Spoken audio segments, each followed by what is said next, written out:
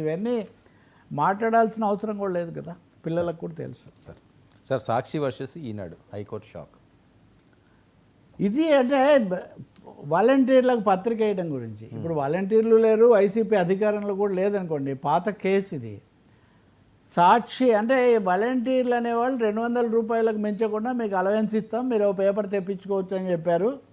మా రేట్ 200 రూపాయల కంటే ఎక్కువ కాబట్టి ఇది సాక్షికి ఉపయోగపడడం కోసమే ఈ జీవో తెచ్చారు, ఇది చేశారని ఈనాడు వాళ్ళు కేసు వేశారు. 2023లో వేశారు జగన్ ప్రభుత్వం ఉన్నప్పుడు. అప్పుడు హైకోర్టు దాన్ని అనేక ప్రశ్నలు వేసి విచారించి వాళ్ళు దాన్ని కొట్టేశారు. అందులో స్పెసిఫిక్గా పేరేం రాయలేదు కదా, అటువంటిప్పుడు మీరు ఎలా చెప్తారని. తర్వాత వాళ్ళు ఢిల్లీ హైకోర్టులో కేసు వేశారు. ఢిల్లీ హైకోర్టు నిన్న తీర్పు ఇచ్చింది. పైగా ఈ మధ్యలో హైకోర్టు చెప్పింది, సరే హైకోర్టు ఢిల్లీ హైకోర్టు మధ్యలో ఏం జరిగిందంటే, హైకోర్టు చెప్పింది అని ఒక విజిలెన్స్ సర్వే రిపోర్ట్ కూడా మేము తెప్పిస్తున్నామని కూడా ఒకటి ప్రచారమైంది. వాళ్ళు చెప్పింది ఏంటంటే, ఇప్పుడైతే వెనక్కు తీసుకుంటాం, ఇంకా కేసే లేదన్న పద్ధతిలో కూడా చర్చకు వచ్చిన తర్వాత, అసలు మేము చెప్పకుండా మేమేదో చెప్పామని మీరు విజిలెన్స్ రిపోర్ట్ తెప్పించడం ఏంటి? రెండో విషయం, మీకు ఏమైనా ఉంటే మీరు చూసుకోండి, కానీ మా భుజం మీద తుపాకీ పెట్టి వాళ్ళని కాల్చాలనుకోవడం ఇది ఏ విధంగా సమంజసము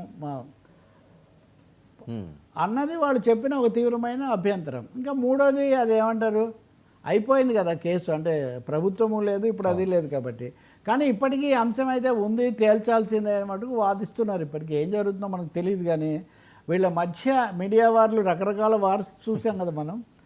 అందులో ఇదొక తరహా, ఇది మాకు చాలా సక్సెస్, వాళ్ళు చేసిన ప్రచారాలన్నీ మేము ఎదుర్కొన్నామని వీళ్ళు చెప్తున్నారు. వీళ్ళ పత్రికలో దీన్ని పెద్ద ప్రముఖంగా ఇవ్వలేదు. ఇప్పుడు వార్తలు అనేవి రకరకాలుగా ఉంటాయి కదా, ఇంకా పూర్తి తీర్పు వచ్చిన తర్వాత మనం తెలుసుకోవచ్చు. ఒకటి అయితే నిజం వర్మ, ఇప్పుడు బీఆర్ఎస్ ప్రభుత్వం టీఆర్ఎస్ ప్రభుత్వం ఉంది, అప్పుడు మీడియా సంబంధమైన పనులు, అడ్వర్టైజ్మెంట్లు ఇవన్నీ ఒకరు చేసేవాళ్ళు, లేకపోతే అసెంబ్లీ ప్రసారాలు ఒకరు చేసేవాళ్ళు. కొత్త పార్టీ మారింది, ఇంక దీనికి ప్రజలు మీడియా కూడా అలవాటు పడిపోయింది కదా. ఇప్పుడు తెలుగుదేశం ఉన్నప్పుడు ఒకరు ఉన్నారు, వైసీపీ ఉన్నప్పుడు ఒకరున్నారు. అది ఎవరు ఎడిట్ చేశారు, ఏది బయటకు వచ్చింది ఇందాక నుంచి మనం చర్చిస్తున్నట్టు కూడా, అది ఎవరి అధికారంలో ఉంటే వాళ్ళవే ఇవన్నీ కూడా చుట్టుపక్కలవన్నీ నడుస్తూ ఉంటాయి. ఇంకా అంతకంటే వాళ్ళేదో వాళ్ళ పత్రిక వేయలేదని కూడా నేనేం చెప్పట్లేదు, అవన్నీ జరిగే ఉంటాయి.